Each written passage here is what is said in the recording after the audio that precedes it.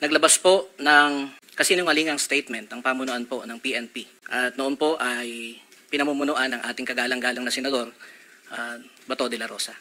Ang sabi po dun sa statement ay yung tatay daw po at yung uncle ay kilala sa aming lugar na siga, kinatatakutan at nagbebenta ng droga at ginagamit po si Kian de los Santos bilang tagapagbenta nito. Kilala ho kami sa aming lugar pero hindi po konektado sa illegal na droga. Kilala ho kami bilang mga saksi ni Jehovah na nagbabahay-bahay, kumakatok sa mga pintuan at nagbabahagi ng salita ng Diyos. Ako'y nagtataka, bakit did I mention the name of a certain Randy de los Santos as involved in drugs? Ang alam ko noon, nabanggit ko during one of my interviews, na yung sabi ng pulis na Caloocan na ngayon nakakulong, sir, yung tatay ni Kian mismo, sir, tingnan mo yung mukha. Naubos na yung ngipin, naubos na yung gums sa kagamit ng droga. User ng tatay. Kaya ang tanong ko nga, bakit hindi ang tatay pumunta dito? Bakit yung uncle ang nagreklamo? To try to keep it concise and direct to the point po, Mrs. De Los Santos. Go ahead. Magandang umaga po, Ginoong Tagapangulo, sa lahat po ng miyembro ng Blue Ribbon Committee at sa mga resource person na naririto po ngayong umaga. Ako po si Randy de los Santos, ang tiyuhin po ng napaslang na 17 taong gulang noong August 16, 2017. Nagkaroon po ng isang police operation, Ginoong Tagapangulo, sa aming lugar. At sabi ho ng mga pulis sa kanilang report ay bumunot ng barel, lumaban si Kian de los Santos. Sa pagdinig ng mga kaso, hindi ho yun totoo. Napatunayan po namin sa korte na si Kian ay hindi nalaban at pinatay. Intensyonang pinatay ng mga pulis. Mga ilang araw, Ginoong Tagapangulo, habang nakaburo lang aking pamangkin, naglabas po ng kasinungalingang statement ang pamunuan po ng PNP. At noon po ay pinamumunuan ng ating kagalang-galang na senador, Bato de la Rosa. Ang sabi po dun sa statement ay yung tatay daw po at yung uncle ay kilala sa aming lugar na siga, kinatatakutan at nagbebenta ng droga at ginagamit po si Kian de los Santos bilang tagapagbenta nito. Yun ang Tagapangulo, totoo po, kilala ho kami sa aming lugar pero hindi po konektado sa illegal na droga. Kilala ho kami bilang mga saksi ni Jehovah na nagbabahay-bahay, kumakatok sa mga pintuan at nagbabahagi ng salita ng Diyos. Marahil ang kagalang-galang na Senador Robin Hood Padilla ay makakapagbigay po ng kanyang pananaw sa kung ano hubang uri ng pagkatao kaming mga saksi ni Jehovah. Brother, magkasama tayo noon. Kasama ko po ang inyong ina. Ginoong Tagapangulo, marahil po ang malisyoso at maling pagbibintang na ito ay nakaapekto po sa amin. Inalis po ako sa trabaho, Ginoong Tagapangulo, dahil sa maling akusasyong ito. May mga magulang ho ako, may anak ako. Dahil sa statement na yon, na di umano, marahil, pinanggalingan, ay sa Intel daw po. Eh, laki-laki ho ng budget ng Intel eh. Eh bakit ho ganun? Tinanggal ho ako sa trabaho. Dahil po dyan, binalot ng takot ang aming pamilya. Namamarkahan sa publiko at sa national TV na kami po ay identified bilang taga-benta ng droga. Noong panahon yun, nakakatakot na ho eh. Baka kami na ho isunod. Dahil ho dyan, ang aking kapatid ay kinuha po ng Public Attorney's Office para dalhin sa WPP. Teka lang po, naiwan po ako sa labas. Ako ho ay tiyuhin eh. Bakit hindi ho ako sinama? Sa mga panahon yun, Ginoong Tagapangulo, takot po ako. Dahil markado na ho ako eh. Pero naririto po ako ngayon bilang kinatawan po ng program Paghilom bilang field coordinator. Sa aming pong programa, Ginoong Tagapangulo, meron po kaming 312 pamilya na inabot na kapwa namin mga biktima. Lahat po sila, Ginoong Tagapangulo, ay pinatay. Pinasok ang mga bahay. Police operation. Sa akin pong pagtingin, wala po ni isa man ang imbestigahan. Na dapat po sana, ayon sa batas, sabi sa Quadcom, na kapag ka po napatay pala ang isang biktima, ay dapat na imbestigahan. Kasuhan ng mga pulis at doon, kung hindi po ako nagkakamali, hindi po ako abogado, ay doon idepensa ng mga pulis na ito, ng mga alagad ng batas na ito, ang kanilang pagiging inosente. Pero nakalulungkot po, Ginoong Tagapangulo, na sa record po namin, may mga affidavit po na pinapipirma ang mga kapulisan at sinasabi doon na hindi na raw po sila handa na sampahan ng kaso o hindi na po sila interesado pa na magdemanda sa nangyari sa kanilang mga pamilya. Nagkaroon din po ng mga kasinungalan, Ginoong Tagapangulo, sa mga pampublikong dokumento, kagaya po ng mga death certificate na nangalagay ay natural cause po ang dahilan ng pagkamatay.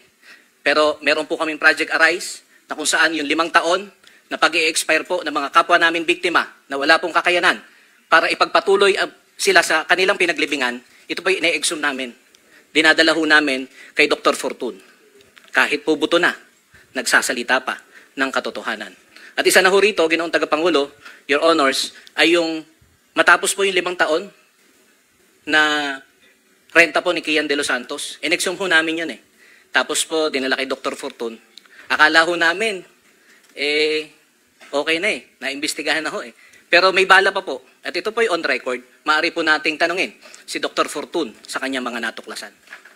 Ginoong Tagapangulo, ako po bilang kinatawan ng aming pamilya, ng aking kapatid, nag-usap po kami bago po ako magtungo sa kagalang-galang na komiting ito. Ano bang aking sasabihin doon, Tol? Ano bang gusto mong iparating sa ating kagalang-galang ng mga senador at sa ating tagapangulo? Dismayado po ang kapatid ko, Ginoong Tagapangulo, sa nangyari. Hindi pa ho namin nakukuha ng buo ang hustisya. Kung maaalala po ninyo, 3 po yung aming isinampang kaso laban sa mga kapulisan. Murder, planting of evidence ng baril, at planting of evidence ng droga. Ginoong Tagapangulo, napatunayan na ho namin ito sa korte. Tila maila pa rin po yata sa amin ng hustisya. Nanalo ho kami sa RTC. May gawad po na danyos, hindi pa ho namin nakakuha ito. Ginoong Tagapangulo. Ang kapatid ko ho ngayon na stroke. Kalahati ho ng katawan niya ay lantang gulay. Sa mga bagay pong ito, Ginoong Tagapangulo, at bilang kinatawan po, bilang field coordinator ng program Paghilom, nais ko pong ipabatid sa inyo na lahat po ng 312 na mga pamilya na sa aming pangangalaga, hindi ho sila nanlaban, Ginoong Tagapangulo. Ako po mismo ay personal na pumisita sa kanilang mga burol noong mga panahon na nakaburol ito. At nakakwentuhan po sila. Naalala ko po, pahihintulutan po ninyo, yung binanggit ng aking kaibigan na Jehovah's Witnesses noon. 1 minute, sir. Yes, Go ahead. na Jehovah's Witnesses noon. Ang sabi daw po ay, kapag ka namatay ang isang tao, makikilala mo kung sino siya. Sa burol, buti nga, namatay yung taong yun, napakasalbahe niyan eh. Pero kapag ka namatay po ang isang tao, sasabihin, sayang, nakakapanghinayang, napakabuting tao niyan, tumutulong. Marahil ito po ang naobserbahan ng ating mga media na naririto, na halos 2 linggo nag-cover sa burol ni Kian. Marahil po nagtanong-tanong kayo, Ginoong Tagapangulo, sa karakter ni Kian de los Santos. Hindi ho siya. Wala ho siya sa listahan. Hindi po siya, Ginoong Tagapangulo, nagbebenta ng droga. Inosente po at nag-aaral po ang aking pamangkin sa isang pribadong paaralan na kahit po medyo may kataasan ay ginagapang po ng aming pamilya. Nasa ibang bansa ang aking hipag upang mangibang bayan, OFW po, para maglaan ng pangangailangan. Thank you. Thank you, Maraming salamat po. Mr. Randy de los Santos. Pero pwede po kayo mag-execute ng affidavit kung lahat ng gusto niyo ikwento, pwede niyo pa ilagay doon. Can we now listen to the next victim family? Can I ask question, Mr. Chair? Sabay-sabay na natin lahat. Pakinggan Baka naman. makalimutan mamaya ba? Habang presko pa sa utak natin. Yes, Mr. Chair. First of all, I would like to express my condolences to Mr. Randy de los Santos. Alam po nyo, nung namatay si Kian, ako po'y galit na galit talaga. Sino bang maniwala na bata nagtutulak ng droga, pinatay? Ako may anak rin ako.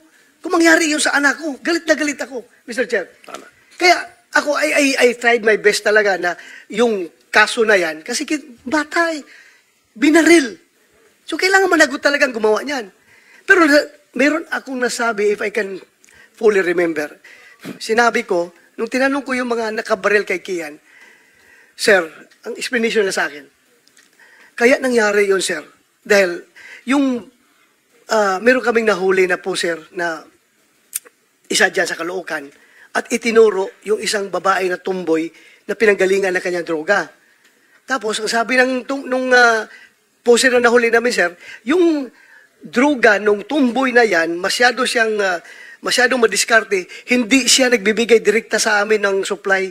Dinadaan doon sa tindahan ni Kian, kung saan si Kian nagbabantay, iniiwan doon at pinipick up lang.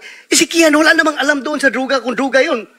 Basta iiwan lang doon. Kung si Kian nagbabantay ng tindahan, iniiwan sa tindahan, doon pinipick up namin yung druga. Galing sa yung suspect na puser na tumboy. Kaya sir, nadamay si Kian. Sabi ko, bakit nyo binaril? Wala, hindi na masagot. Hindi na masagot. Pero actually sir, doon talaga sa tindahan ni Kian namin kinukuha. And ako'y nagtataka, bakit did I mention the name of a certain Randy De Los Santos as involved in drugs? Ang alam ko noon, nabanggit ko during one of my interviews, na yung sabi ng pulis, nakaloka, na ngayon nakakulong, sir, yung tatay ni Kian mismo, sir, tingnan mo yung mukha. Naubos na yung ngipin, naubos na yung gums sa kagamit ng druga. User yung tatay. Kaya ang tanong ko nga, bakit hindi ang tatay pumunta dito? Bakit yung uncle ang nagreklamo? Yun ang sabi sa akin ng pulis. What can I do? I received that information. Sir, tingnan mo, interview yung tatay ni Kian. Tingnan mo yung mukha. Tunaw na tunaw yung panga. Tunaw na tunaw yung ngipin. User yan, sir. Sabi sa akin ng police operative ng Caloocan. So, senior ko lang rin sa media. Dahil kitang-kita naman kung tingnan mo. Kaya nga, bakit na-involve yung uncle, I don't think, I'm not sure. Please refresh me, my memory, kung nabanggit ko yung pangalan of Mr. Juan Randy De Los Santos as involved in drugs. I cannot remember, Mr. Chair. I just hope this body can be enlightened. Dahil, that's why I insisted to respond, Mr. Chair. Although, ayaw mo akong i-interpolate yung ating witness, but anyway, if that is the ground rules of this committee, I submit, Mr. Chair. Thank you. We will interpolate all of them together, Mr. President. Maraming salamat po, Chairman. Gusto ko lamang pong patunayan, unang-una, na ang mga Jehovah's Witness po ay non-political. Never silang na-involved sa politika. Opo. Pangalawa po, naiintindihan ko po kayo. Nararamdaman ko po yung nararamdaman po ninyo dahil ang kapatid ko po, once upon a time, napatay din po. At siya din po ay binansagan na Carnap King. So naiintindihan ko po, nararamdaman ko po ang sakit dahil nung nangyari po ito, ako po ay napakabata pa nung pinatay yung aking kapatid at sinabing siya ay Carnap King. Siya po ay ganun din, summary execution din po. Kaya naintindihan ko po kayo at nakikiisa po ako sa inyo. Maraming salamat. Umani naman ito ng iba't ibang reaksyon mula sa ating mga netizens. Ayon kay Alan Vallada, ang uncle parang may matinding pangangailangan. Financial need, alam na this. Yung tatay ang pagsalitain mo dyan ng magkaalaman.